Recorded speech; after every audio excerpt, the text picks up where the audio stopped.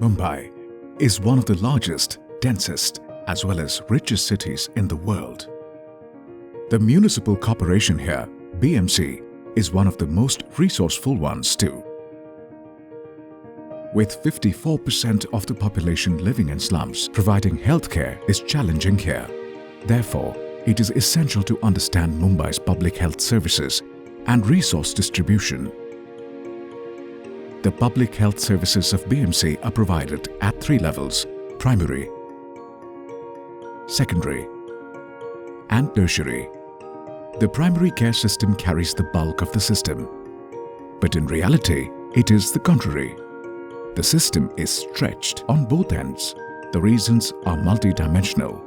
Thus, the Ward Health Action Plan.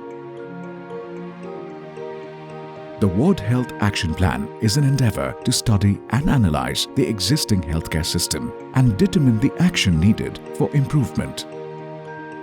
5 key pillars were analyzed: infrastructure, human resources, diagnostics, equipment, and medicines.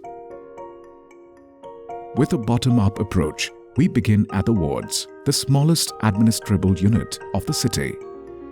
G North and M East are 2 of the most vulnerable wards. 60% of the G North and 85% of the M East population are slum dwellers. To understand the Ward Health Action Plan better, let us take a look at the Pilot Action Plan for M East and G North. Infrastructure is one of the key parameters of the analysis. The health facilities are proportional as per population norms. To meet the high demand for healthcare services, BMC expanded its primary healthcare institution base to reach the last mile. Primary healthcare facility assessment suggests inadequacy of facilities for slum catchment population. New general hospitals and UPHCs must be developed as per the population concentration.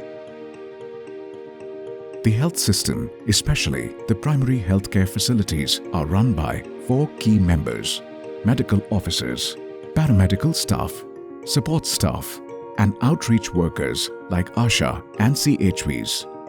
Around 10,000 plus BMC public health staff works for Women and Child Health Program, of which more than 3,000 are outreach workers. Within the primary healthcare staff, maximum vacancies are found amongst the outreach workers that impact community service delivery. However, constant effort is made by the government to fill in the vacancies. The health system needs extensive diagnostic support to identify diseases quickly and efficiently. Both the wards have access to 70 to 80% recommended tests through a PPP model of Apli Chikitsa along with BMC Diagnostic Lab. It is necessary to fill up the gaps in all facilities. Basic tests like HP, random blood sugar, malaria parasite, and TB sputum are currently done through BMC labs too. 2 different kinds of equipment are required for every UPHC. Basic medical equipment like thermometers, stethoscopes, BP apparatus, etc. are available in both wards. However, major gap is visible in wellness equipment. All the gaps need to be filled in a phased manner. The proposed new general hospitals would need all 101 types of equipment.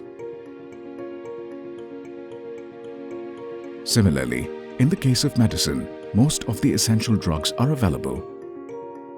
However, acute shortfalls are visible in STD drugs, severe infection drugs, and NCD drugs. Besides these 5 key features, there are a few parameters that require serious attention. Record keeping is a very vital aspect for public health system. Family planning register, routine immunization records, etc. are regularly updated in both wards. However, records on nutrition, anemic pregnant women, low birth weight babies, etc. are not available at many facilities.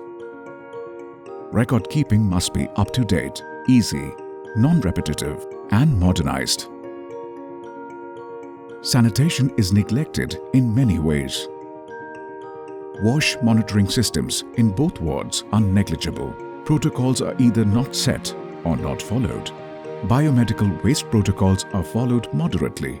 General hand washing facilities and liquid soap are unavailable in 20% facilities. A lot of improvement is required in developing and following protocols, IEC materials and sanitation culture. Without quality delivery, all other efforts will be nullified. All service delivery should be backed by consistent quality assurance. The overall vulnerability of slum populations become a huge deterrent to a healthier society. The Ward Health Action Plan should consider the population's vulnerabilities and make it community-centric. Several wards' health action plans make up a city health action plan. If we are to achieve the targets of universal healthcare, strengthening of primary healthcare is crucial. For strengthening primary healthcare requires granular understanding that will support in empowered institutions and communities.